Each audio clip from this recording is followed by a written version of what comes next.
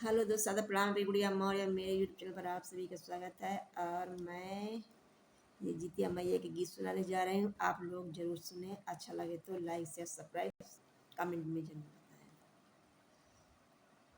सुन ले तू दुखिया के पुकार है जीवितिया मैया। सुन ले तू दुखिया के पुकार हो जीवितिया मैया। सुन ले तू दुखिया के पुकार हो मोरी जितिया मैया। ससताना मारेली सासुरताना मारेली हो। ससताना मारेली सासुरताना मारेली हो। कई दिहला बांझिन मोरा नौआ मोरी सिया मैया।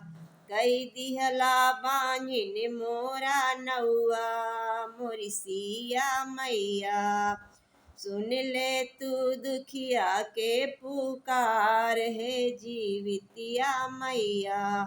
सुन ले तू दुखिया के पुकार है जीवितिया मैया। गोदिना ही ललना बाटे अंगना मोरा सुना बाटे। गोदिना ही ललना बाटे अंगना मोरा सुना बाटे। क्यों नाही दे लाला लनवा मोरी सिया मैया। क्यों नाही दे लाला लनवा हो मोरी सिया मैया। सुन ले तू दुखिया के पुकार हो मोरी सिया मैया। सुन ले तू दुखिया के पुकार हो मोरी सिया मैया। सुन ले तू दुखिया के पुकार हो मोरी सिया मैया। एक ललना देत्यू बंजनी के नमुआ लेत्यू। एक ललना देत्यू बंजनी के नमुआ लेत्यू।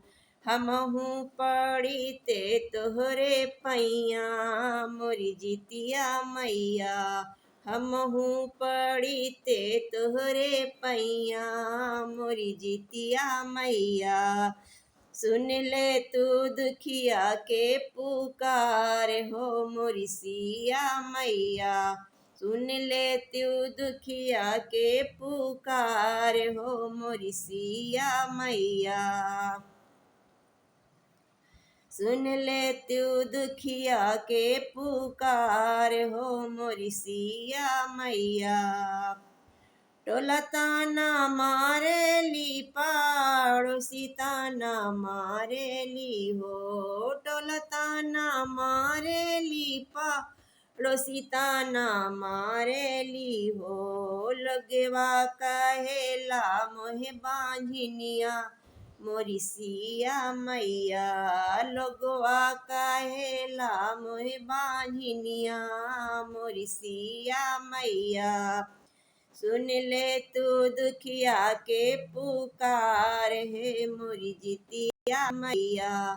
सुन ले तू दुखिया के पुकार हो मोरी जितिया मैया। सुन ले तू दुखिया के पुकार है मोरी जितिया मैया।